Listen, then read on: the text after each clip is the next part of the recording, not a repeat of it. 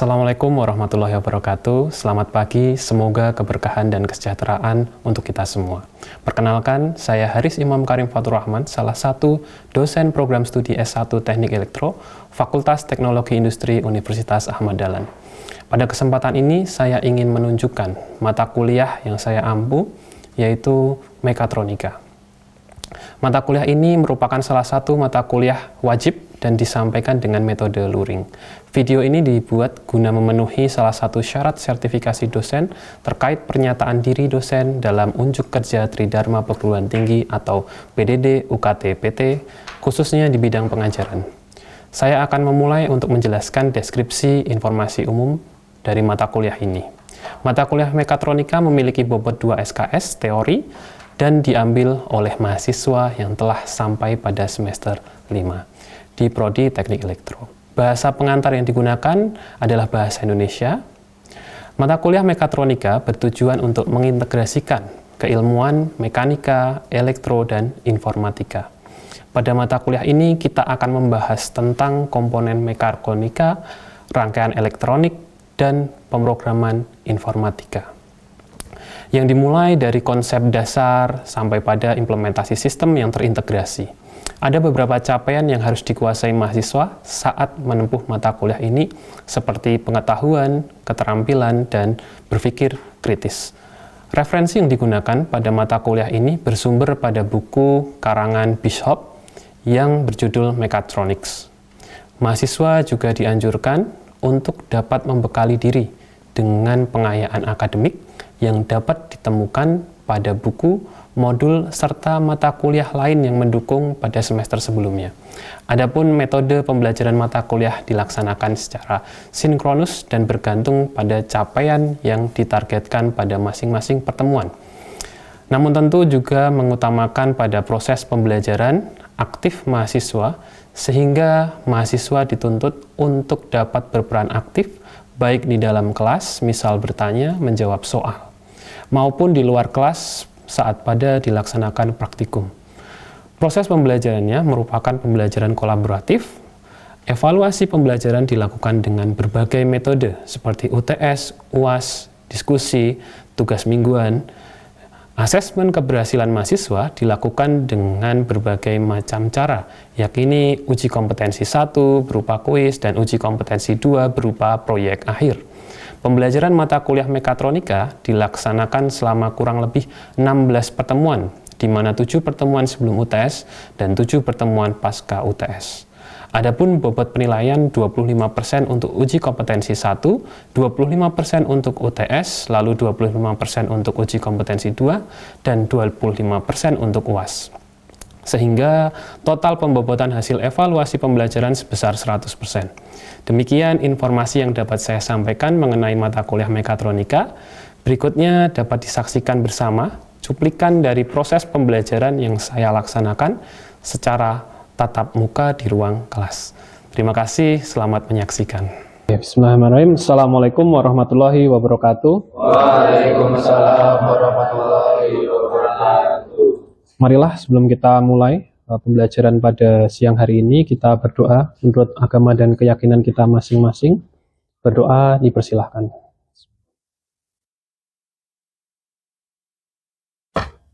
Amin. Cukup. Selamat pagi semuanya. Pagi, Pak. Masih semangat? Masih. Sudah makan? Nah, ini ya. Terima kasih sudah hadir pada kelas Mekatronika siang hari ini. Kita akan melanjutkan pertemuan kita sebelumnya terkait dengan aspek yang menyusun Mekatronika. Salah satu aspek yang menyusun Mekatronika. Oke, sebelum itu mungkin Bapak ingin merecall ya ingatan-ingatan kalian yang sudah lampau ya. Siapa yang bisa menyebutkan komponen dasar Mekatronika? Ada 3 komponen dasar Mekatronika, silahkan. Siapa yang bisa? Oke, silahkan. Penyusun Mekatronika sendiri itu terdapat 3, yaitu mekanikal, elektrikal, dan programming. Oke, tepat sekali. Jadi Mekatronika, terima kasih Mas. tersusun dari 3 aspek dasar. Mechanical, electrical, programming, atau bisa kita sebut sebagai informatika. Makanya dinamakan mekatronika. Nah, mekatronika ini kan luas ya. Beberapa pertemuan kemarin kita sudah menjelaskan terkait dengan beberapa aspeknya. Dan di elektro ini, mekatronika itu menjadi salah satu integrasi mata kuliah. Ya, integrasi mata kuliah untuk apa? Untuk menggabungkan ketiga aspek ini menjadi suatu sistem yang koheren. Gitu. Nah, itu aspek mekatronika. Jadi, kalau coba kita bahas terkait dengan mekatronika, tadi ada apa aja mekatronika? Mekanika, elektronika, dan informatika. Oke, komponen-komponen ini nanti yang akan menyusun suatu sistem mekatronika. Ya, nah hari ini ya, pada siang hari ini kita akan membahas terkait dengan salah satu komponennya saja, yaitu adalah komponen mekanika. Ada yang tahu kita mau membahas apa? Belum. Ya, kita akan membahas terkait dengan salah satu komponen mekatronika yang bernama sensor. Sudah pernah dengar sensor? Sudah. Apa itu sensor? Komponen inputan, ya kan? Komponen inputan. Nah, sensor ini nanti kita akan membedah karakteristiknya satu demi satu, dan kita akan mengimplementasi salah satu sensor, ya, yang di dalamnya ada yang namanya sensor jarak ultrasonik, yang nanti akan kita bedah rumusnya seperti apa. Ya, jadi mata kuliah hari ini kita akan memfokuskan kepada bagaimana kita mencari jarak real dari suatu sensor, seperti itu. Nah, ini Mas, Mbak sekalian, teman-teman sekalian, ini sesuai dengan RPS yang ada di program studi kita, ya. Di program studi elektro, RPS mekatronika, CPL-nya nanti akan membahas terkait dengan CPL 4 dan CPL 5.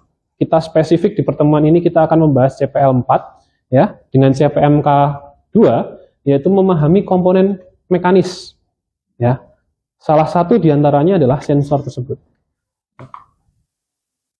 Nah, coba nih, ada pertanyaan nih. Sebelum kita membahas sensor, contoh implementasi yang ada sensornya apa coba? Implementasi sistem, misalkan? Apa Mas? Lift, boleh, ada sensornya. Kita kalau mau masuk lift, ya, liftnya udah mau menutup, kira-kira kita dijepit atau gimana? Tidak. Atau ditinggal kita? Hah? Liftnya akan membuka, betul ya? Karena di situ ada sensornya. Sensor apa kira-kira? Infrared, sensor inframerah yang memantulkan, ya. Itu ada sensor infrared. Bisa juga sensor PIR, bisa nggak Mas kira-kira? Tadi Mas sudah pakai sensor PIR, kira-kira udah bisa belum? Bisa juga, ya. Jadi tergantung dari sistemnya itu, ya. Tergantung dari produsennya, tergantung dari vendornya, ya. Balik lagi nanti kita ke efisiensi anggaran. Sensor mana yang paling efektif, efisien, dan murah? Vendornya kan seperti itu ya. Industri itu seperti itu, ya. Tapi murah saja tidak boleh langsung dipakai. Murahan aja nggak boleh. Tapi juga harus sesuai dengan fungsi dan keamanan. Ya, jangan sampai ketika kita sistem mekatronika lift misalkan, kita lagi masuk, misalkan, sensornya nggak mendeteksi karena saking murahnya. Boleh nggak gitu? Keselamatan kerjanya kena ya? Ya. Kasus ini nanti, ya, betul ya? Ya. Nah itu, ya. Jadi kita belajar sensor, tapi kita harus juga belajar terkait dengan sistem kerjanya, kualitasnya, dan efektivitas kerjanya. Ya, itulah kita kepentingan kita untuk mempelajari sensor di sistem mekatronika. Ya, jadi sudah misalnya mekanisnya bagus, ya, lift itu kan mekanisnya bagus tuh. Programnya juga bagus, kalian bisa memprogram dia mau ke lift mana, lantai berapa, tapi sistem mekanisnya di sensornya jelek, akan jadi jelek semua. Betul ya?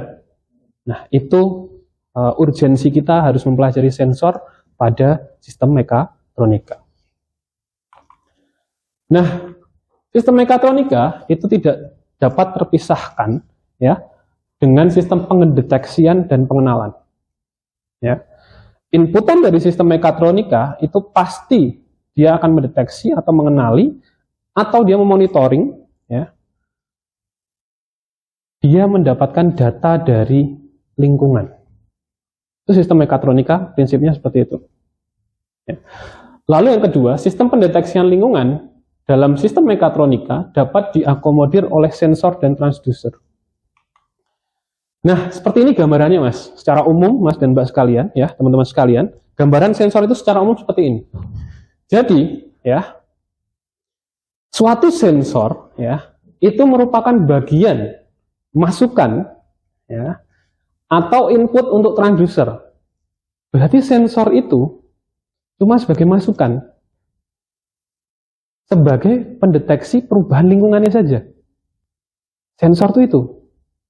Makanya kita sering bilangnya sensor, nggak ada tuh jual transducer nggak? Pernah? Jual transducer, misalkan transducer suhu nggak? Pernah nggak? Belum pernah. Ya. Jualnya apa? Sensor, karena satu paket biasanya seperti ini. Nah, itulah ya. Kita sering menggunakannya, kita sering mempelajarinya, tapi kadang kita terlupa nih bagian-bagian penting di sini nih. Ya. Nah, sedangkan transducer, Mas, transducer itu yang secara luasnya ini, ya, atau boleh dibalik kok. Ini boleh dibalik nih. Ya, misalkan sensornya yang luas, transducernya kecil itu juga boleh. Ya. Nah, transducernya itu adalah piranti yang dapat mengubah suatu energi ke bentuk energi lain. Maksudnya apa, Pak? Maksudnya adalah transducer ini nanti yang membahasakan perubahan itu menjadi suatu sinyal atau menjadi suatu tegangan atau hambatan. Ya. Jadi, teman-teman sekalian, yang bertugas sebagai pendeteksi lingkungan siapa? Sensor. Yang bertugas menerjemahkan siapa? Transducer. Ingat ya, perbedaannya ya. Jadi, sensor itu mendeteksi perubahan lingkungan, sedangkan transducer itu sama dengan namanya translate. Apa namanya translate itu? Menerjemahkan, tepat sekali. Jadi menerjemahkan. Ya, menerjemahkan seperti itu. Nah, apa yang dibaca oleh sensor? Yang dibaca oleh sensor itu adalah perubahan-perubahan lingkungan ini. Ya. Misalkan panas. Yang baca siapa? Sensor. Yang menerjemahkan ke sini siapa? Transducer. Ya, jadi satu komponen ini sudah bisa mengakomodir semuanya. Ya, jadi makanya kalian mungkin nanti ke depan ketika praktek gitu ya, kalian akan menemukan di datasheet itu ya, datasheet sensor itu akan menemukan tuh working voltage-nya. Ya, misalkan dari 3,3 sampai 5 volt. Oh, berarti nanti perubahannya misalkan output working voltage-nya itu berarti perubahannya dari 3,3 volt menjadi 5 volt. Nah, ini yang kalian petakan menjadi data sensor. Nah, kita akan mengklasifikasi sensor. Sebenarnya ini klasifikasi sensor lama ya. Kalau sekarang klasifikasi sensor itu sudah berdasarkan tidak hanya 3 ini, ya, tapi juga berdasarkan bagaimana komunikasi datanya. Makanya di salah satu mata kuliah Bapak, teknik interface dan peripheral, Bapak menekankan bagaimana kalian mengimplementasi sensor multi komunikasi, multi interface. Supaya apa? Supaya tahu. Ya, supaya tahu nantinya. Nah, yang pertama adalah berdasarkan pemakaiannya atau penggunaannya, berdasarkan metode pengubahan energi dan berdasarkan sifat-sifat dasar dari sinyal keluaran. Ini sudah dibagi menjadi 3. Bisa lagi kita jadi satu lagi, berdasarkan misalkan pola komunikasi datanya, ya, berdasarkan lingkungannya itu juga bisa, ya, lingkungan apa yang dideteksi, ya, jadi banyak nanti. Nah, berdasarkan pemakaian atau penggunaan ada 3 sensor yaitu thermal, mekanis dan optik. Nah, ini yang salah satu tadi sudah kita sebutkan thermal, ya, berarti tentang perubahan Itu suhu, tepat ya, suhu. Lalu ada sensor mekanis dan sensor optik ya, optik. Nah, ini sensor termal ya, sensor yang digunakan untuk mendeteksi gejala perubahan suhu, panas, termometer dan lain sebagainya. Ya, tadi sudah disebutkan oleh Mas siapa Mas? Nama Mas? Mas Ihwan ya. Jadi dengan Mas Ihwan tadi menyebutkan DHT11. Ini DHT11 juga ada. Termasuk sensor termal. Di atasnya ada DHT22 ya. Kalau kita pakai yang komponen-komponen kecil, kita bisa menggunakan LM35 ya. Itu bisa kita mainkan berdasarkan efektivitas dan efisien dari sistem kita. Lalu selanjutnya ada sensor mekanis, yaitu mendeteksi perubahan gerak mekanis, perpindahan atau pergeseran aliran. Contohnya strain gauge, LVDT, proximity, potensio, piezoelektrik. Teman-teman sekalian, Mas dan Mbak sekalian, sensor mekanis ini sangat penting untuk beberapa engineer. Contohnya ada beberapa kakak tingkat kalian ini menggunakan strain gauge pada saat KP. Gimana? Di 8. Jadi pemuaian dari wings itu bahasa Indonesianya adalah sayap ya. Ketika terbang itu diukur pemuaiannya. Pakainya apa? Pasti pakai sensor. Salah satunya adalah strain gauge ini. Ya, strain gauge ini. Nah, ini penerapan sensor mekatronis ya. Contohnya di 8 tadi. Ya, LiPi juga ada juga dan lain sebagainya. Optik, nah nih sensor yang mendeteksi perubahan cahaya dari sumber cahaya, pantulan cahaya, ataupun bias cahaya. Contohnya fotodioda, LDR, photovoltage, sel fotoemisif. Sekarang Bapak tanya, ya, apakah sensor kamera termasuk sensor optik? Sensor kamera, apakah termasuk sensor optik?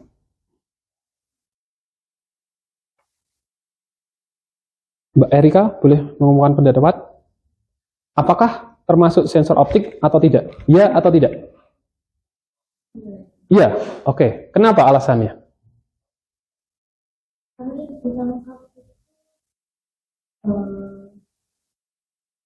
Betul. Yang ditangkap oleh kamera itu juga perubahan cahaya. Piksel-piksel yang berubah itu kan cahaya nanti. Ya. Di dalam suatu piksel itu kan komponen cahaya. RGB, HSV, ya, itu kan komponen-komponen cahaya. Brightness-nya berapa, itu kan komponen-komponen cahaya. Jadi tadi yang disebutkan itu betul, ya, dari Mbak Erika tadi, sensor optik termasuk kamera juga, ya. Jadi kalau kalian nanti misalkan membuat sistem mekatronika, sensor optik jangan hanya terpaku pada sensor-sensor fotodioda, LDR dan lain sebagainya. Tapi kalian juga bisa menggunakan kamera sebagai inputan. Next, yaitu adalah berdasarkan metode pengubahan energi. Jadi ada pembangkit sendiri atau self-generating type. Lalu ada juga yang transducer yang memerlukan daya dari luar. Ya. Kalau pembangkit sendiri, dia adalah transducer yang menghasilkan energi. Ya. Sensor dan transducer yang menghasilkan energi. Contohnya apa? Photovoltage. Kalian sudah masuk kelas instalasi listrik? Siapa yang sudah? Angkat tangan, silahkan. Yang sudah masuk kelas instalasi listrik, angkat tangan. Sudah semua ya? Sudah semua. Berarti kenal ya, photovoltage itu apa? Di mana? Di apa? Sel surya, tepat sekali. Berarti di sel surya photovoltage itu ya. Photovoltage itu adalah di sel surya. Ternyata teman-teman sekalian, Mas dan Mbak sekalian, sel surya itu komponen sensor semua. Ternyata itu sensor semua. Baru tahu? Baru tahu ya. Sel surya itu adalah komponen sensor semua. Tipe yang apa? Dia tipe yang menggenerasikan atau menggenerate tegangan sendiri, sehingga sel surya itu bisa nggak mengisi aki? Bisa. Bisa nggak mengisi baterai? Bisa. Ya. Jadi itu termasuk salah satu sensor yang ya, yang membangkitkan sendiri tegangannya sehingga tegangannya ini bisa kita maksimalkan, bisa kita gunakan. Contoh lagi, nanti kita ambil contohnya lagi. Yang selanjutnya adalah pembangkit luar. Pembangkit luar ini berarti kita harus memberikan tegangan ke sensornya itu sehingga dia bisa menggenerasikan signal keluaran. Ya. Nah, sensor-sensor ini adalah sensor-sensor yang transducer pembangkit luar. Contohnya RTD, LVDT, dan strain gauge. Strain gauge yang Bapak bilang tadi, itu bukan hanya kita tempel, kita lihat resistansi atau kapasitansinya, bukan. Kita harus mengalirkan dulu tegangan di sana. Nanti perubahan dari permukaan ya yang dipantau oleh sensor itu adalah nanti perubahan tegangan yang kita lepaskan di situ. Ya, yang itu prinsip kerjanya strain gauge. Tuh. Seru ya? Seru ya? Seru ya? Kalian memperhatikannya dengan sangat seksama gitu ya. Nah, ini sensor-sensor yang terakhir itu adalah berdasarkan sifat-sifat dasar dan sinyal keluarannya. Ya, tadi Bapak bilang, sifat-sifat rangkaian yang seperti dijelaskan di perkuliahan sebelum-sebelumnya, itu dimanfaatkan sensor untuk mendukung penangkapan data untuk perubahan lingkungan. Gitu ya.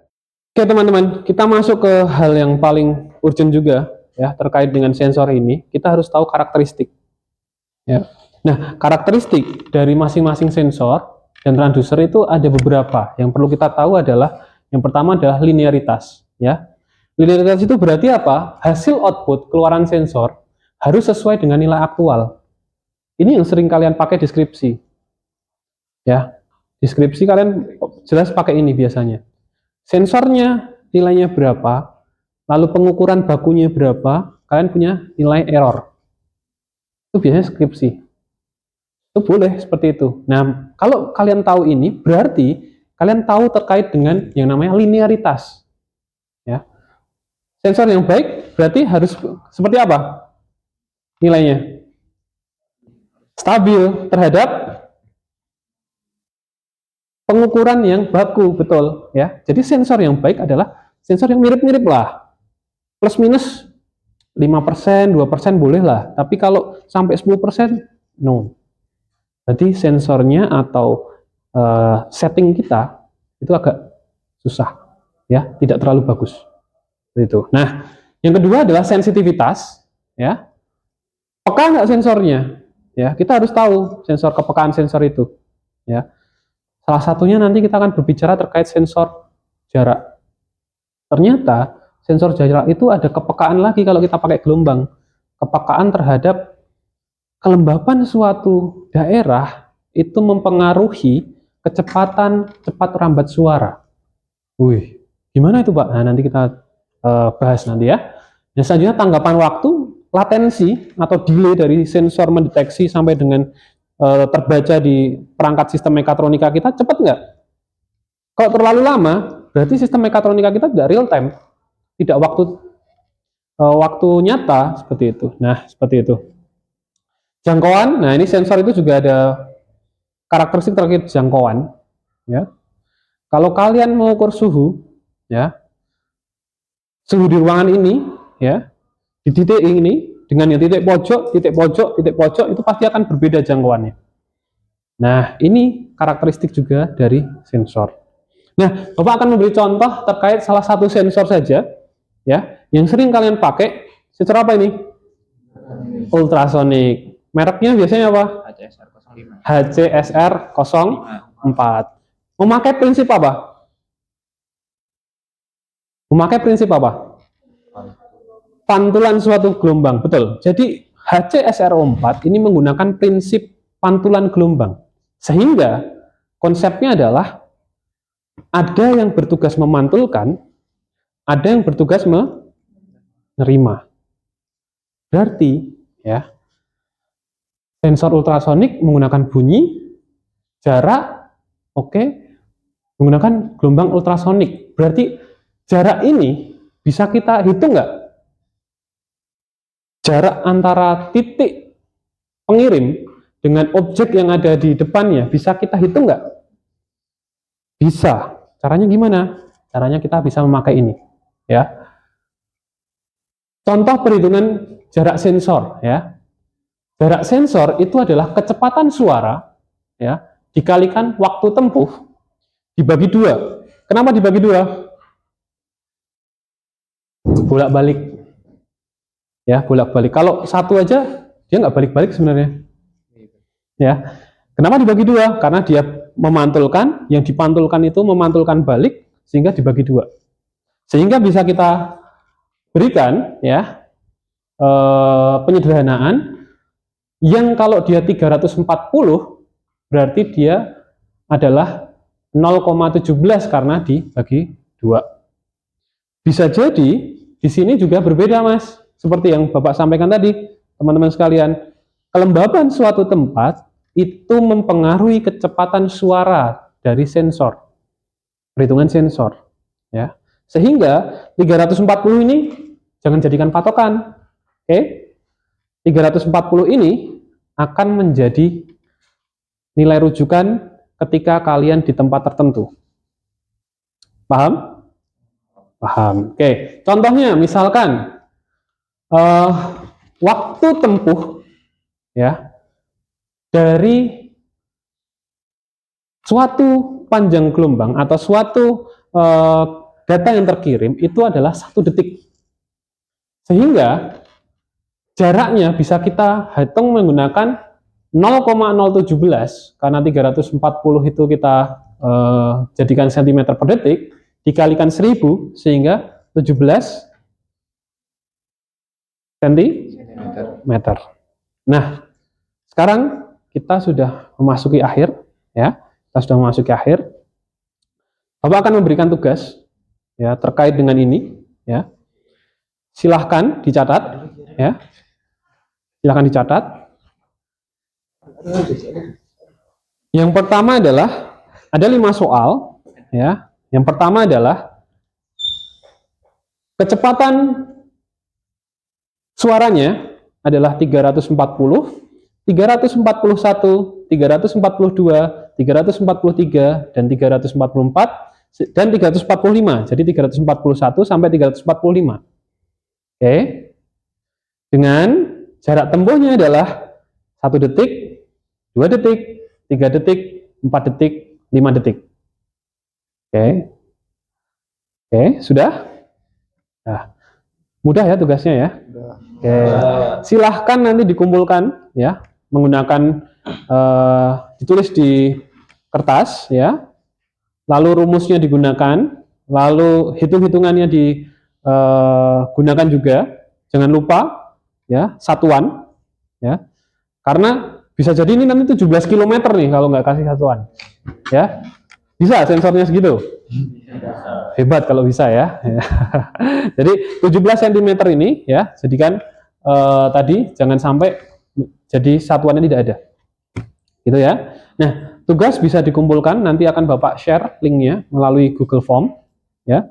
Maksimal 1 minggu akan kita bahas minggu depan ya. Lalu kita akan membahas lagi di minggu depan terkait dengan materi mekanis lain ya, penyusunnya yang di dalamnya ada yang namanya mekanisme roda gigi ya.